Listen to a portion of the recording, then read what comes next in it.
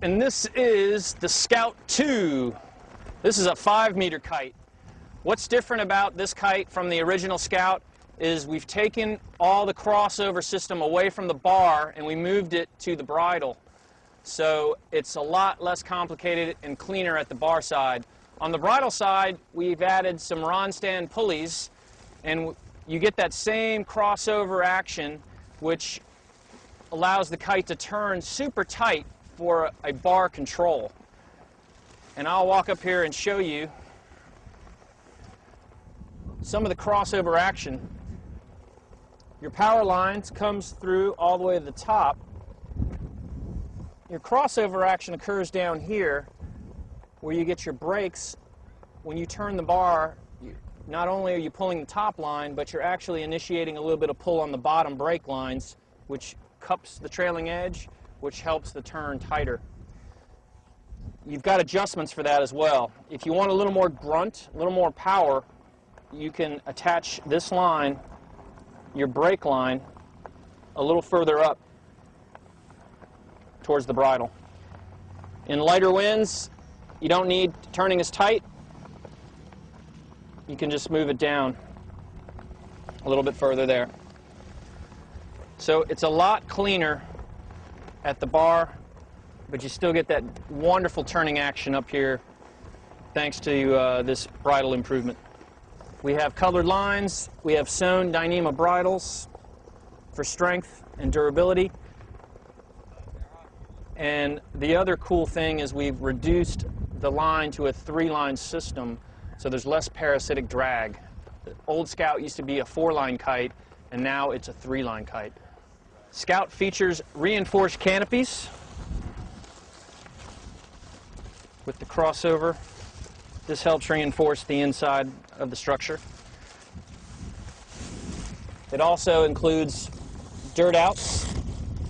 In case you get debris or sand inside your wing, it easily cleans out.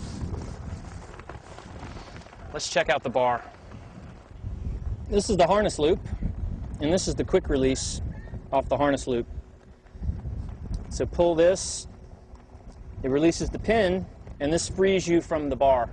All the Scouts come with a harness loop, so if I'm wearing a harness, I can easily hook in. Makes it great if you're snow kiting or mountain boarding or even buggying. This is a great convenience. You have this wrist leash, and if you let go of the bar, this is going to pull the bottom line, which is going to pull the wing out from under, and the kite will fly in reverse. You can also reverse launch in the same manner. If your leading edge is down, you pull on this line and the kite will reverse launch. And what we have here is a typical kiteboarding leash that I could connect to my harness, and then instead of putting the wrist leash around my wrist, this would hang and dangle, and then if I let go of the bar, then my leash would come into play. Typical bar control: pull left, turns left, pull right, goes right. There is no sheeting. This is a fixed bridle kite, so it flies at the same angle of attack regardless. The only difference is you can adjust the amount of brake at the bridle. Craig is demonstrating the use of the Scout II. He's attaching his harness loop to his harness, and he's actually attached a kite boarding leash to his 3rd line, which he can use in place of attaching this to his wrist. So if he's flying and something happens and he needs to jettison the kite, he can either pull the loop out or he can pull the red ball. If he's not overpowered, he can also pull on the center line to reverse launch or to send the kite in reverse. He drops the bar, and this activates the 3rd line, which brings the kite down.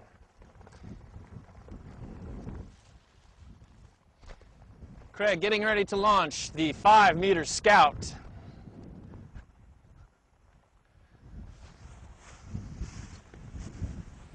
Yeah, baby.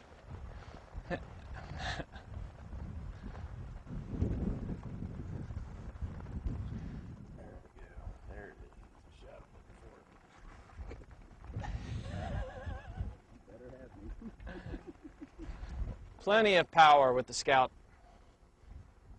Talk about its stability. Very stable. Look, Ma, no hands. Perfect for snow kiting, mountain boarding, or just using as a traction trainer. It's extremely versatile. The fact that it is a fixed bridle kite means it's easy to understand. So Craig is demonstrating the use of the Scout on a mountain board. With the use of his harness, it's super easy. He's going to dip the kite into the power zone, create a little bit of power, and then he's off to the races. Craig is with the Scout in a buggy. Yeah, there you go. Sweet. Super stable, easy to use. So Craig is here going to demonstrate the flagging system and the use of the third line safety. So he's connected with his leash, and when he lets go of the bar, it's going to pull on the trailing edge of the kite, and it'll come down in reverse.